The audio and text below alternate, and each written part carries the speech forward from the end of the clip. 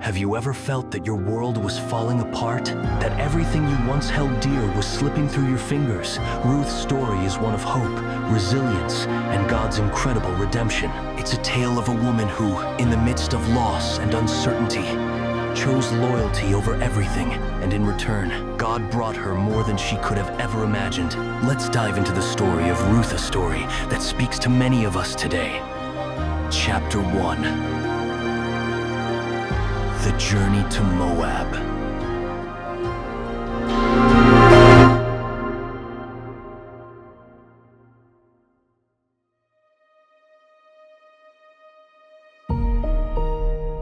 In Bethlehem, a time of famine gripped the land.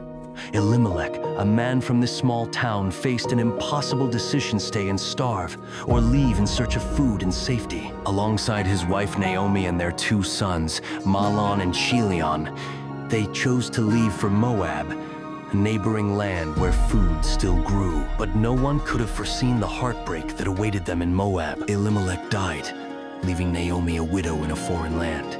Her 2 sons married Moabite women, Orpah and Ruth, but even this fragile happiness was not meant to last. Both sons passed away as well, leaving Naomi with nothing. Devastated, Naomi heard that the Lord had provided for Bethlehem once again, so she set her sights on returning to her homeland. Naomi turned to her daughters-in-law and urged them to return to their families. "I am old and without sons to give you," she said. "Go back to your families. Find new husbands.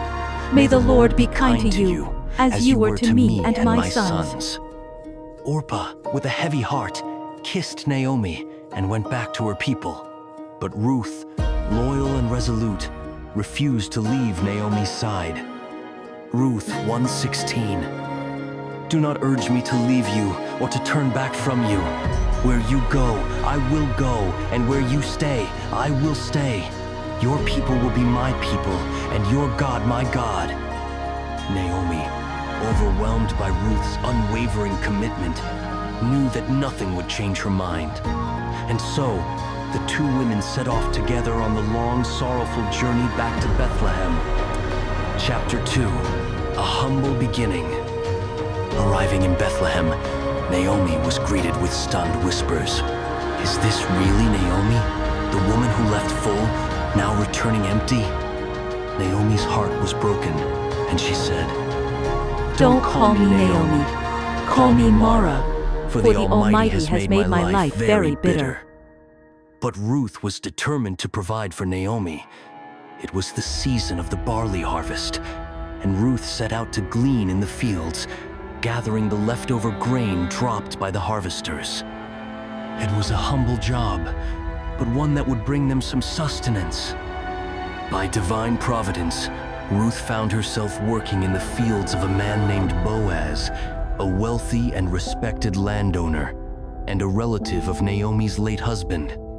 Boaz, noticing Ruth's hard work and dedication, asked his servants, "Who is that young woman?" The servant replied, "She is the Moabite who returned with Naomi.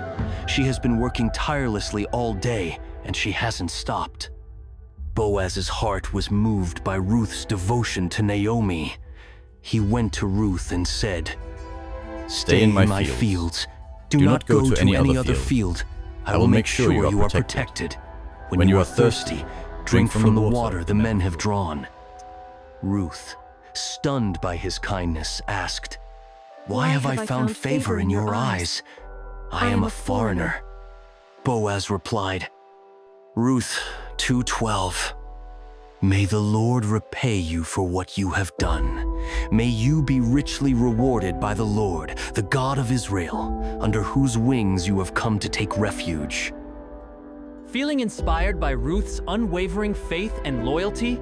If you want to hear more powerful stories and teachings from the Bible, subscribe to the Christian Brethren YouTube channel today. Chapter 3. A Bold Plan. The days passed, and Naomi, ever wise, saw that it was time for Ruth to act boldly. Boaz was a kinsman redeemer, a man who could redeem Naomi's family's inheritance and marry Ruth to keep the family line alive. Naomi devised a plan. Wash yourself, put on your best clothes, and go to the threshing floor tonight," Naomi instructed Ruth. "When Boaz lies down to sleep, uncover his feet and lie down beside him. He will tell you what to do." Ruth, with courage and obedience, followed Naomi's instructions to the letter. When Boaz fell asleep, Ruth quietly approached, uncovered his feet, and lay down. Boaz woke up, startled to find a woman lying at his feet. "Who are you?" Boaz asked.